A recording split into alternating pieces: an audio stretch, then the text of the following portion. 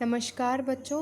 आज हम भारत की खोज पाठ्य पुस्तक के अध्याय 2 जिसका शीर्षक तलाश है के भाग भारत की विविधता और एकता का अध्ययन करेंगे। विविधता शब्द का अर्थ होता है विभिन्नता और एकता शब्द का अर्थ होता है संगठन यानी एक होने का भाव। तो चलिए इस पाठ का अध्ययन शुरू करते हैं। भारत की विविधता अद्भुत है, प्रकट है, वह सतह पर दिखाई पड़ती है और कोई भी उसे देख सकता है। इसका ताल्लुक शारीरिक रूप से भी है और मानसिक आदतों और विशेषताओं से भी। बाहर से देखने पर उत्तर पश्चिमी इलाके के पठान और सुदूर दक्षिण के वासी तमिल में बहुत कम समानताएं हैं। उनकी नस्लें भिन्न हैं, हालांकि उनके भीतर कुछ समान सूत्र हो सकते हैं। वे चेहरे और शरीर गठन में, खाने और पहनावे में और भाषा में एक दूसरे से भिन्न होते हैं। तो यहाँ नेहरू जी बता रहे हैं कि भारत में जो विभिन्नता पाई जाती है वह बहुत अनोखी है, वो स्पष्ट दिखाई पड़ती है और कोई भी व्यक्ति इसे देख सकता है।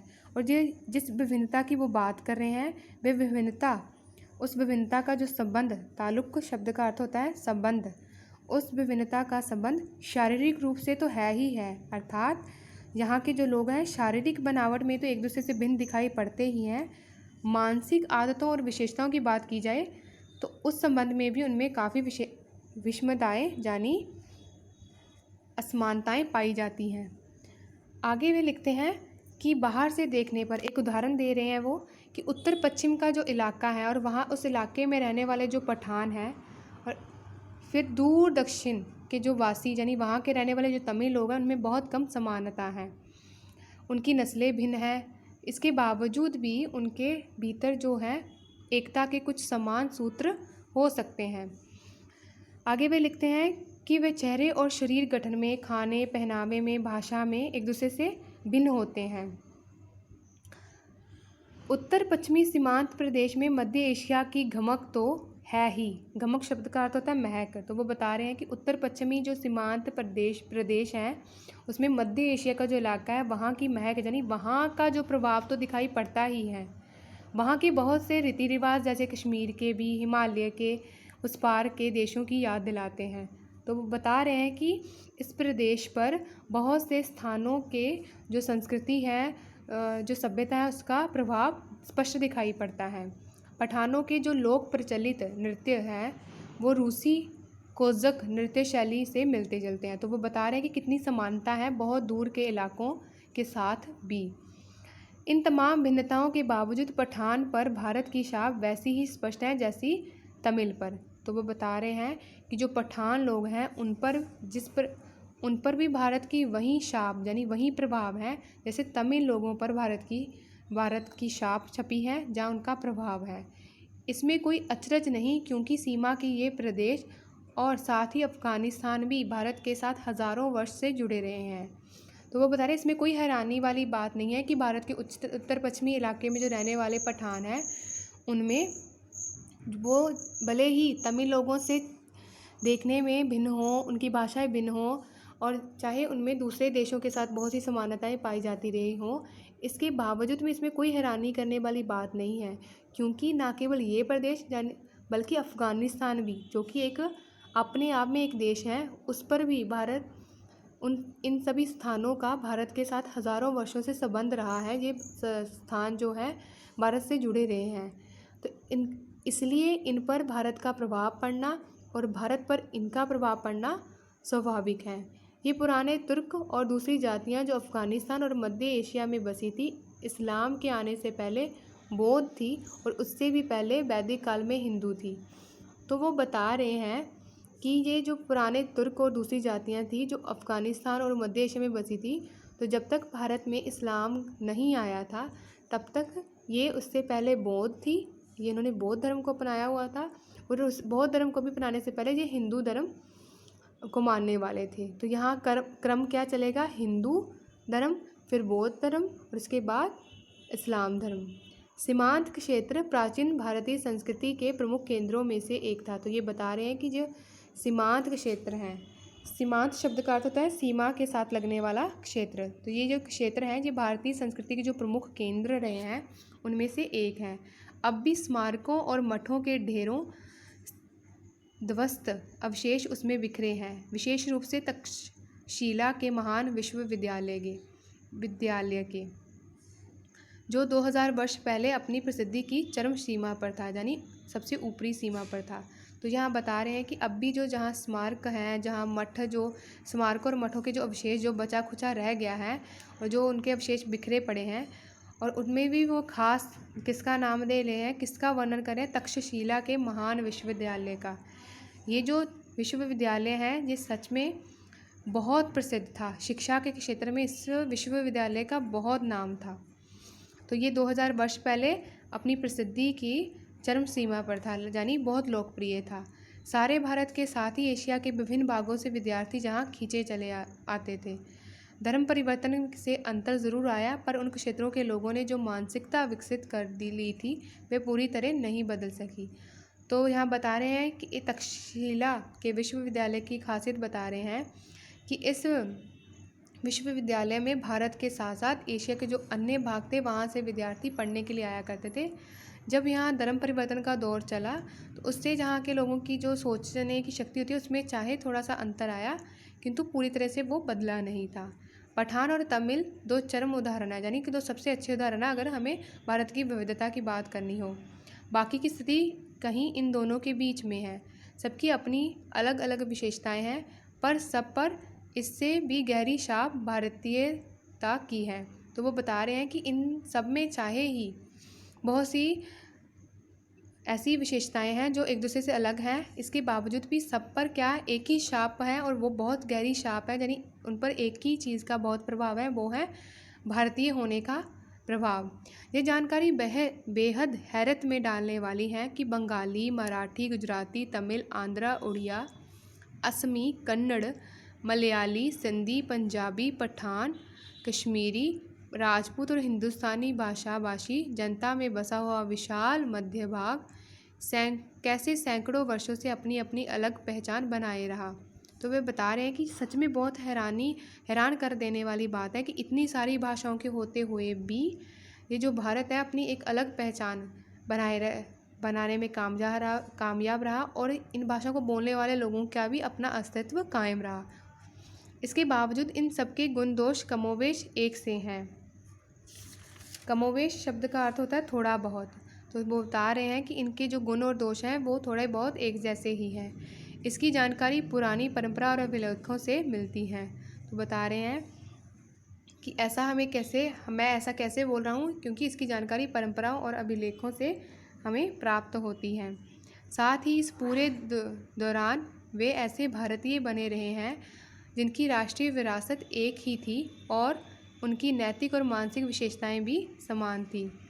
प्राचीन चीन की तरह प्राचीन भारत अपने आप में एक दुनिया थी, एक संस्कृति और सभ्यता थी जिसने तमाम चीज़ों को आकार दिया था। तो बता रहे हैं कि प्राचीन चीन की तरह ही प्राचीन जो भारत था वो अपने आप में एक दुनिया थी, यानी कि उसको एक विश्व माना जा सकता है। इसकी अपनी एक संस्कृति और सभ्यता थी जिसने जहाँ के खान पान, पहनावे को, भाषा को, सबको, आचार व्यवहार को एक रूप दिया था।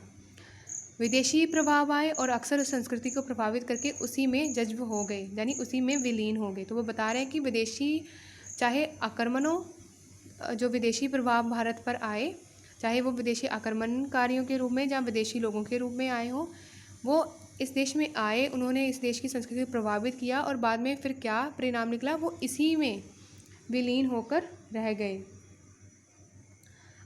आगे है, जब भी विघटनकारी तत्व उभरे तत्काल उन्होंने सामंजस्य खोजने के प्रयास को बढ़ावा दिया। तो कहते हैं विघटनकारी शब्द का अर्थ होता है जो तोड़ने वाले होते हैं, अलग करने वाले होते हैं, और सामंजस्य शब्द का अर्थ होता है तालमेल बनाए रखना। तो कहते जब जब भारत पे ऐसा समय आया है कि इसको अलग करने वाली ताकतें उभरी हैं, उसी समय इसको जोड़ने वाले जो लोग थे उन्होंने उनके प्रयास भी साथ ही चलते गए। तो इस तरह भारत कभी भी खंड नहीं हुआ।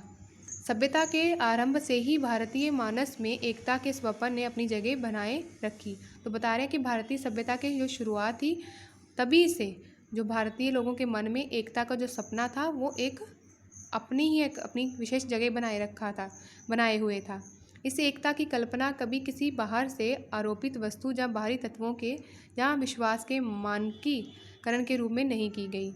इसके अंतर्गत विश्वासों रीति रिवाजों के प्रति अपार सहिष्णुता का पालन किया गया और साथ ही हर तरह की विविधता को मान्यता ही नहीं प्रोत्साहन भी दिया गया। तो बताया गया कि बाहर से जितने भी विश्वास आए यानी जितने भी धर्म आए, जितने भी रीति रिवाज आए, बहुत सहनशीलता यानी बहुत सहनशीलता के साथ उसका पालन भी किया गया और उस विविधता को अपनाया भी गया, उसको दबाने की कोशिश नहीं की गई।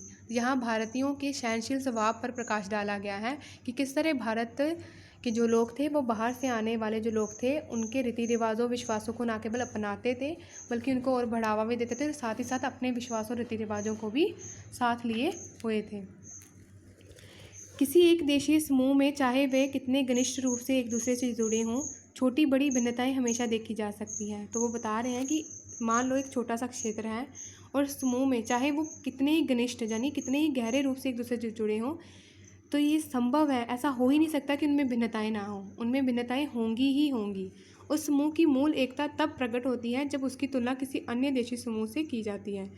तो वो बता रहे हैं कि एक देशीय समूह के लोगों के बीच भिन्नता का होना स्वाभाविक है, यानी वो आम बात है, परंतु जब उसी समूह की तुलना किसी अन्य समूह से की जाती है तब उस समूह की एकता प्रकट होती है। तब हमें मालूम पड़ता है कि कैसे एक देशीय समूह के लोग आपस में भिन्न होने के बावजूद भी एक दूसरे से जुड़े हुए हैं और वे अन्य देशीय समूह से अलग हैं। एक बात अलग है कि अक्सर दो निकटवर्ती समूहों में की जो भिन्नता है सीमांत इलाकों में जहाँ तो धुंधली पड़ जाती हैं, जहाँ आपस में घुल मिल जाती हैं। तो बता रहे हैं कि एक ये बात अलग है कि जो बिल्कुल पास पास रहने वाले समूह हैं उनके बीच जो भी भिन्नता पाई जाती है वो अक्सर जहाँ तो धुंधली पड़ जाती हैं, जहाँ फिर वो आपस में ही घुल मिल जाती है। जहाँ बता रहे हैं कि आपस में रहने से कई बार ऐसा होता है कि जो भिन्नताएं पाई जाती हैं, जहाँ विविधता होती हैं, वो सीमित रूप धारण कर लेती हैं। प्राचीन और मध्य युग में आधुनिक राष्ट्र के विचार ने जन्म नहीं लिया था और सामंती धार्मिक और जातीय संबंधों का महत्व अधिक था। तो वो बता रहे हैं कि जो प्राचीन युग था और मध्य युग था इसमें आधुनिक राष्ट्र के विचार ने जन्म नहीं लिया था। आधुनिक राष्ट्र का विचार से जहाँ अभिप्राय भारत को एक मानने के विचार से है। तो बता रहे थे कि उस समय राष्ट्र के संबंध में कोई नहीं जो सोचता था। अगर किसी बात का जोर था या किसी बात का महत्व था तो वो था जातीय संबंध, धार्मिक संबंध या सामंती संबंध यानी राजाओं के बीच पाए जाने वाले संबंध। फिर भी मेरा विचार है कि ज्ञात इतिहास में किसी भी समय एक भारतवासी भारत के किसी भी हिस्से में अपने ही घर किसी अपनेपन की अनुभूति करता था। कहते कि फिर भी मेरा जो मानना है कि जितना इतिहास मुझे पता है उस इतिहास में जो भारतवासी रहा है वो चाहे किसी भी हिस्से में क्यों ना रहता हो उसको अपनेपन की अनुभूति यानी एहसास रहता था, जबकि किसी दूसरे देश में पहुंचकर वह अजनबी और परदेसी महसूस करता था। उनका कहना है कि वो अपने देश के चाहे किसी भी हिस्से में रहा करता था तो उससे अपनेपन की अनुभूति यानी एहसास होता था, किंतु जब वह किसी दूसरे देश में जाता था तो उसे अजनबी होने का या परदेसी होने का की अनुभूति होती थी, यानी वो महसूस करता था। उन देशों में जाकर जिन्होंने कुछ दूर तक उनकी संस्कृति और धर्म को अपना लिया था उसे अजनबीपन का बोध निश्चय ही कम होता था। वे लोग जो किसी गैर भारतीय धर्म को मानने वाले थे या भारत में आकर कहीं बस गए, कुछ ही पीढ़ियों के गुजरने के दौरान स्पष्ट रूप से भारतीय हो गए, जैसे यहूदी, पारसी और मुसलमान। तो यहाँ बता रहे हैं कि जो अजनबीपन लगता था ये उन देशों में कम था जिन देशों ने भारत की जो कुछ विशेषताएं थी उनको आपस में अपना लिया था।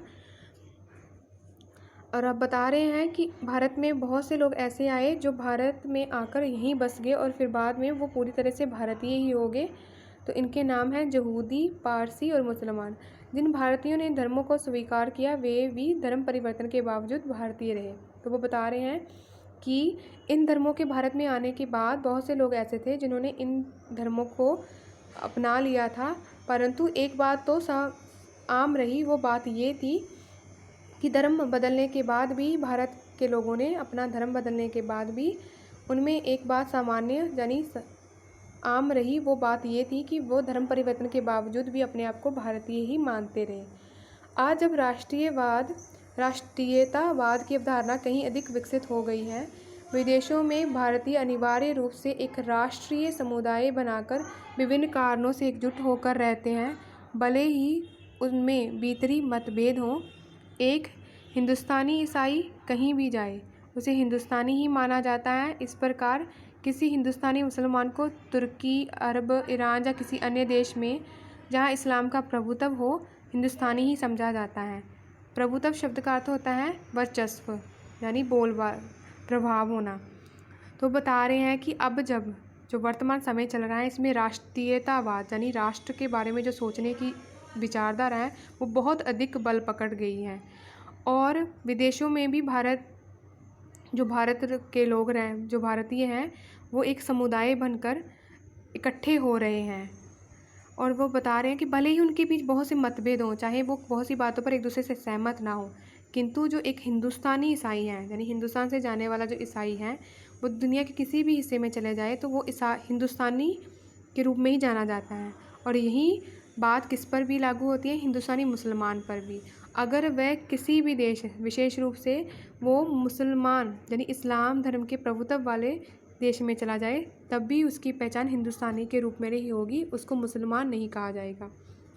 मेरे ख्याल से हम सबके मन में अपनी मातृभूमि की अलग अलग तस्वीरें हैं और कोई दो आदमी बिल्कुल एक जैसा नहीं सोच सकते।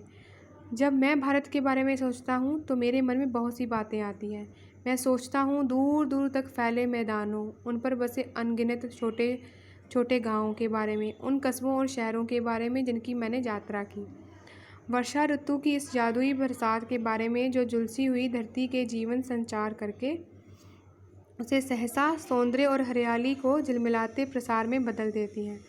तो नेहरू जी यहाँ बता रहे हैं कि मेरा मानना ये है कि हम सबके मन में अपनी मातृभूमि यानी भारत के जो भी तस्वीर हैं वो अलग अलग हैं, क्योंकि कोई भी दो व्यक्ति एक जैसा नहीं सोच सकते। दो लोगों की जो सोचने की शक्ति है वो एक जैसी हो ही नहीं सकती। तो अपनी वो बात कह रहे हैं कि जब मैं भारत के बारे में सोचता हूँ तो मेरे मन में जो बातें आती हैं वो कुछ इस तरह हैं। दूर तक फैले हुए मैदान, उन्हीं मैदानों में बसे हुए अनगिनत यानी असंख्य छोटे छोटे गांव, फिर कस्बे जो शहर हैं जिनकी उन्होंने यात्रा की। वर्षा ऋतु की जो बरसात होती है वो कैसे झुलसी हुई नदी में एक नया जीवन भर देती है और उसे सहसा यानी अचानक सौंदर्य और हरियाली, उसमें हरियाली का प्रसार कर देती हैं। विशाल नदियों और उनके बहते जल के बारे में, ठंड की चादर से लिपटे खैबर पास के बारे में। खैबर पास यानी भारत के उत्तर पश्चिम में स्थित जो पास यानी दर्रे हैं, छोटे तंग मार्ग हैं जिसके रास्ते से विदेशी लोग भारत में प्रवेश किया करते थे, उसकी ओर संकेत किया गया है।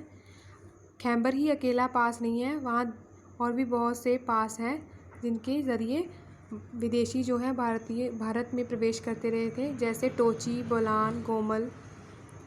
आगे वह बोलते हैं भारत के दक्षिणी सिरे के बारे में, भारत के लोगों के बारे में, व्यक्ति और समूह दोनों रूपों में।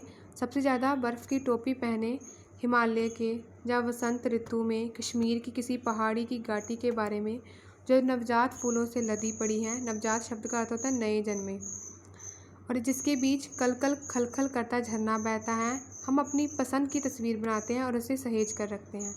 तो इसमें गद्यांश में नेहरू जी ने बताया है कि प्रत्येक व्यक्ति की सोचने की शक्ति अलग है और उस सोचने की शक्ति के कारण ही भारत के प्रति जो उसकी तस्वीर है, उसके मन में भारत के प्रति जो तस्वीर है वो अलग अलग है, भिन्न है। और जो तस्वीर उनके मन में है उसमें वो भारत की जो प्राकृतिक विशेषताएं हैं उनका जिक्र किया है। हिमालय का, मैदानों का, बरसात का, भारत के दक्षिणी इलाके का, उत्तर पश्चिमी इलाके में पाए जाने वाले दर्रों का, इत्यादि इत्यादि। तो ये था भारत की विविधता और एकता पाठ से संबंधित व्याख्या। आशा करते हैं कि इस पाठ में आए गए जो विचार हैं उनसे आप भली भांति परिचित हो गए होंगे। धन्यवाद।